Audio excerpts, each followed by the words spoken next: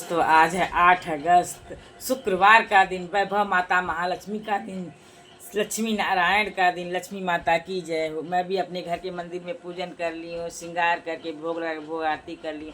अब मैं चल रही हूँ रामचरितमानस में पूज्य गोस्वामी तुलसीदास की जीवनी का गाथा का पाठ करने। सिया राम जय जय राम, सिया राम जय जय राम। मंगल भवन मंगलहारी, द्रवौ सुदशरथ अजिर बिहारी। सिया राम जय राम, सिया राम जय जय राम। पूज्य गोस्वामी तुलसीदास जी की संक्षिप्त जीवनी का पाठ मैं करने चल रही हूँ। प्रयाग के पास चित्रकूट जिले में राजापुर नामक एक ग्राम है।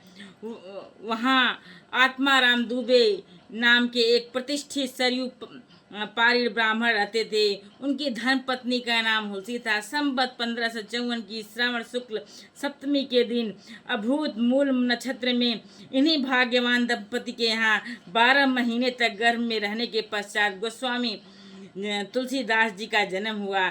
जन्मते समय बालक तुलसीदास जी रोए नहीं, किंतु उनके मुख से राम का शब्द निकला। उनके मुख में 32 दांत मौजूद थे। उनकी डील डॉल 5 वर्ष के बालक सा था। इस प्रकार के अद्भुत बालक को देखकर पिता अमंगल की शंका से भयभीत हो गए। उसके संबंध में कई प्रकार की कल्पनाएं करने लगे। माता हुलसी को यह देखकर बड़ी चिंता हुई। उन्होंने बालक के अनिष्ट की आशंका से 10वीं की रात को नवजात शिशु को अपनी दासी के साथ उसके ससुराल भेज दिया और दूसरे दिन स्वयं इस आसार संसार से चली बसी। दासी ने, जिसका नाम चुनिया था, बड़े प्रेम से बालक का पालन पोषण किया। जब तुलसीदास जी लगभग 5.5 वर्ष के हुए, चुनिया का भी देहांत हो गया। अब तो बालक अनाथ हो गया। वह द्वार द्वार भटकने लगे। इस पर जगजननी पार्वती जी को उस होनहार बालक पर दया आई। वे ब्राह्मणी का वेश धारण कर प्रतिदिन उसके पास जाती और उसे अपने हाथ से भोजन करा जाती। इधर भगवान शंकर जी प्रेरणा से रामशैल पर रहने वाले श्री अनंतानंद जी के प्रिय शिष्य श्री नरहर आनंद जी ने इस बालक को ढूंढ निकाला और उसका नाम नरहरानंद जी ने इस बालक को ढूंढ निकाला। उसका नाम राम बोला रखा। उसे वे अयोध्या ले गए और वहां संवत 1561 माघ शुक्ल पंचमी शुक्रवार को उसका यज्ञोपवीत संस्कार कराया। बिना सिखाए ही बालक राम बोला ने गायत्री मंत्र का उच्चारण किया, जिसे देखकर सब लोग चकित हो गए। इसके बाद नरहरि स्वामी ने वैष्णव के 5 संस्कार करके राम बोला को राम मंत्र की दीक्षा दी और अयोध्या में ही रहकर उन्हें विद्या अध्ययन कराने लगे। बालक राम बोला की बुद्धि बड़ी प्रखर थी। एक बार गुरु मुख से जो सुन लेते थे उन्हें यह कंठस्थ हो जाता था। वहाँ से कुछ दिन बाद गुरु शिष्य दोनों सुकर क्षेत्र सोरो पहुँचे। वहाँ श्री नरहरि जी ने तुलसीदास जी को रामचरित सुनाया। कुछ दिन बाद वे काशी चले आए। काशी में से सनातन जी के पास रहकर तुलसीदास जी ने 15 वर्ष तक वेद वेदांत का अध्ययन किया। इधर उनकी लोक वासना कुछ जागृत हो उठी और अपने विद्या गुरु से आज्ञा लेकर वे अपनी जन्मभूमि को लौट आए। वहां आकर उन्होंने देखा कि उनका परिवार सब नष्ट हो चुका है। उन्होंने विधि पूर्वक अपने पिता आदि का श्राद्ध किया और वहीं रहकर लोगों को भगवान राम की कथा सुनाने लगे। संवत 1583 ज्येष्ठ शुक्ला 13 गुरुवार को भारद्वाज गोत्र की एक सुंदरी कन्या के साथ उनका विवाह हुआ और वे सुख पूर्वक अपनी नवविवाहिता वधू के साथ रहने लगे।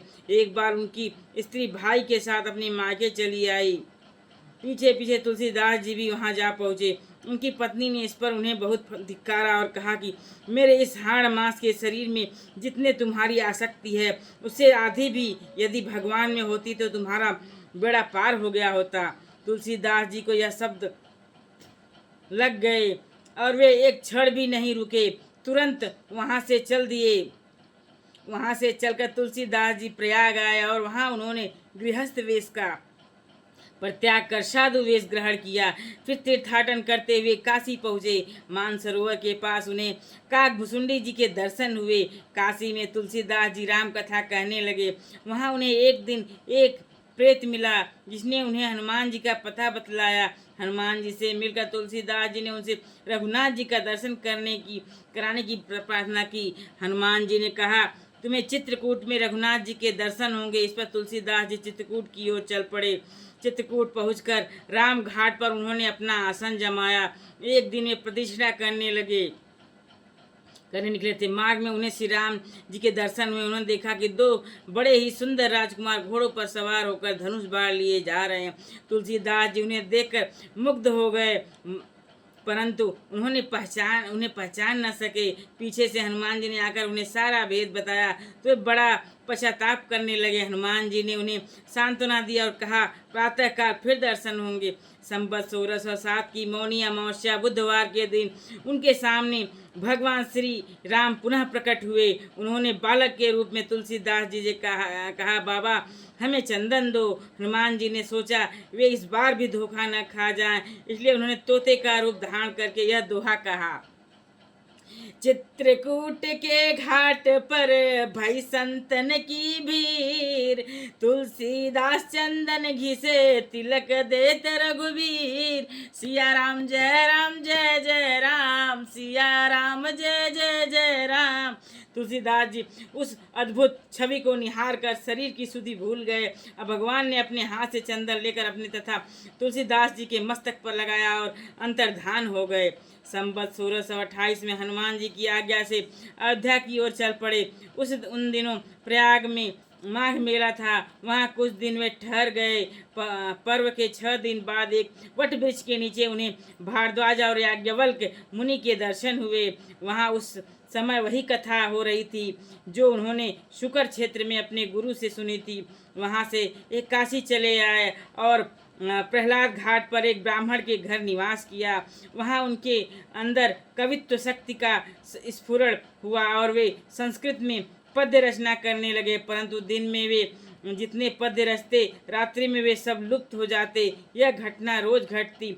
8वें दिन तुलसीदास जी को स्वप्न हुआ। भगवान शंकर ने उन्हें आदेश दिया कि तुम अपनी भाषा में काव्य रचना करो। तुलसीदास जी की नींद उछट गई और वो उठकर बैठ गए।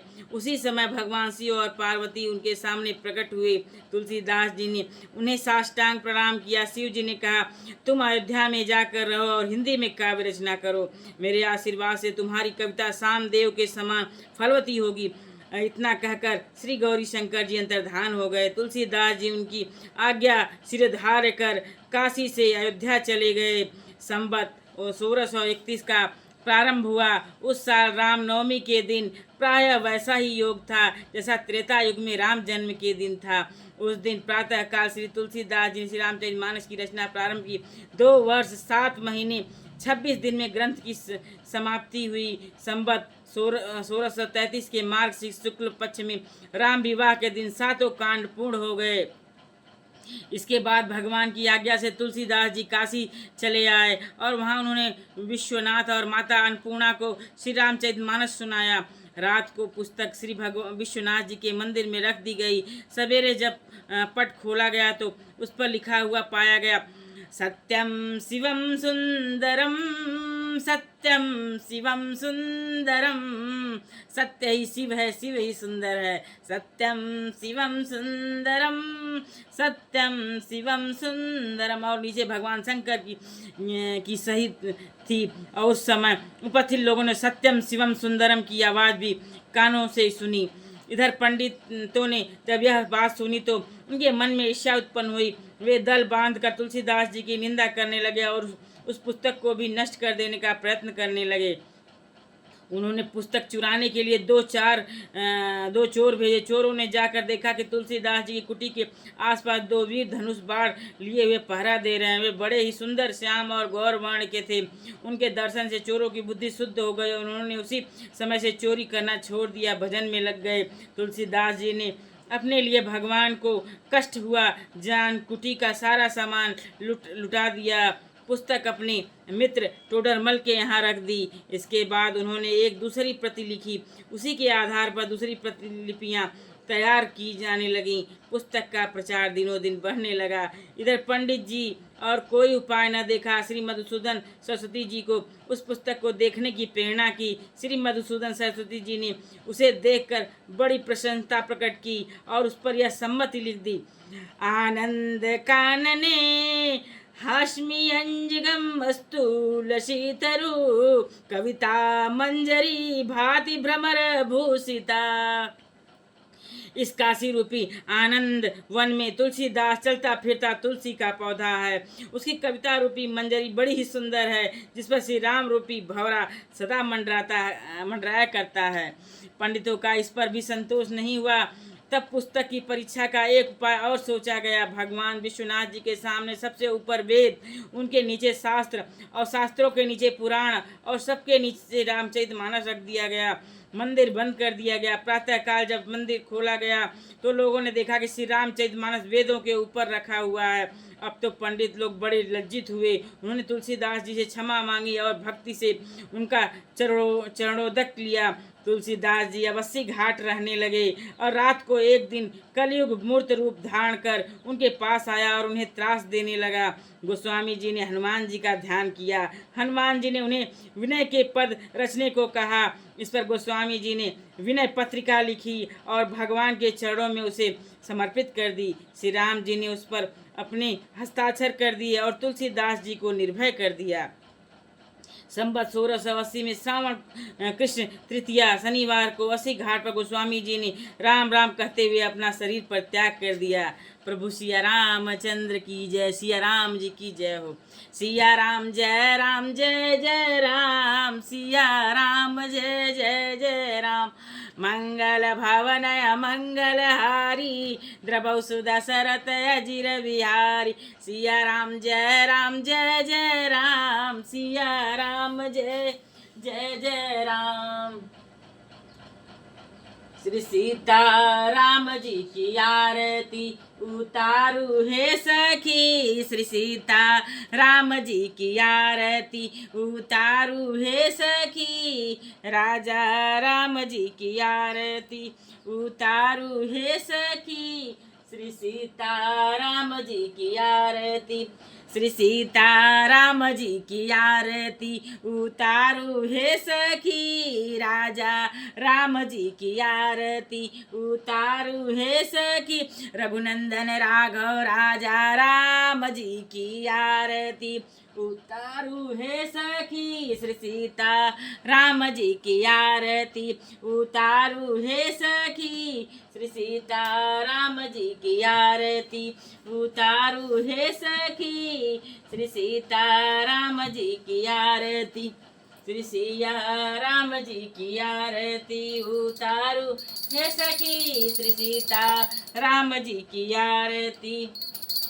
आरती श्री रामायण जी की। आरती श्री रामायण जी की। कीर्ति कलित ललित सिय पी की।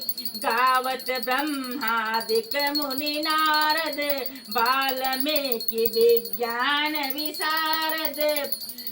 सुख सनकादिक शेष अरुसारद भरणी पवन सुत कीरतनी की।